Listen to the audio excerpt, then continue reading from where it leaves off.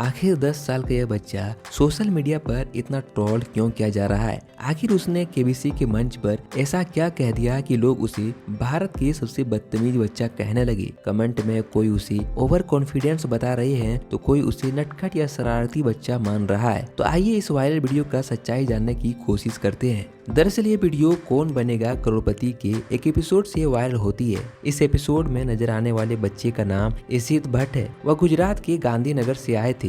10 साल का यह बच्चा इशित भट्ट 5वीं क्लास में पढ़ते हैं। शो के दौरान इशित ने अपने आत्मविश्वास और बोलने का अंदाज खो दिया, जिससे न केवल अमिताभ बच्चन का बल्कि दर्शक का ध्यान अपनी ओर खींच लिया। शो शुरू होने से पहले उन्होंने अमिताभ बच्चन से कहा, मेरे को रूल पता है, इसलिए आप मुझे रूल समझाने के लिए मत बैठना।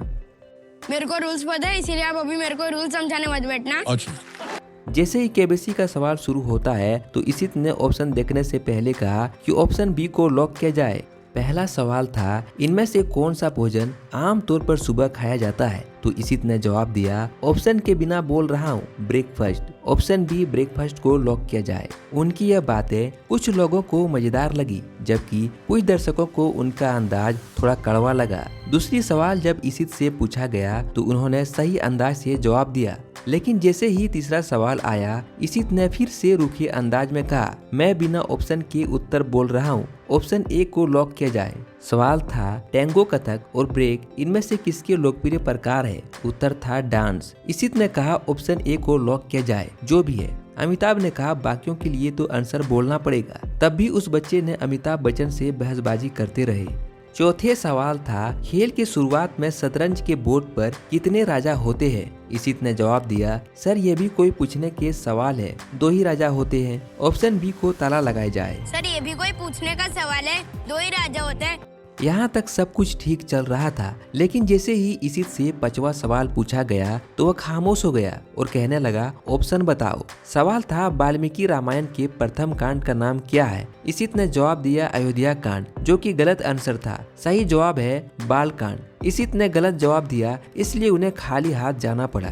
भाई साहब ये रास्ता जो है आपका गलत हो गया। अगर वह 5वें सवाल का सही जवाब देता तो उन्हें 25,000 रुपए मिलता। शो यहीं पर खत्म हो जाता है और स्टार्ट होती है सोशल मीडिया पर ट्रोल। फेसबुक पर, इंस्टाग्राम पर और यूट्यूब पर खूब होता है ट्रोल। एक यूजर ने लिखा, माँ बाप ने संस्कार नहीं दिया, इसमें उसका कोई गलती नहीं है। और सभी ने लिखा, पहली बार कोई हारा और मुझे मजा आया।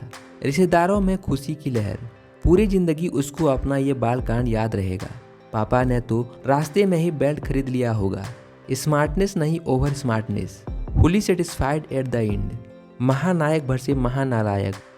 क्या किसी बच्चे को सिर्फ इसलिए ट्रोल करना ठीक है क्योंकि वह एक सवाल का जवाब नहीं दे पाया, या प्रोत्साहित करना चाहिए? आपके मन में क्या राय है? कमेंट में जवाब दीजिए। और हाँ, जाने से पहले मेरे वीडियो को लाइक एंड शेयर जरूर करें। धन्यवाद।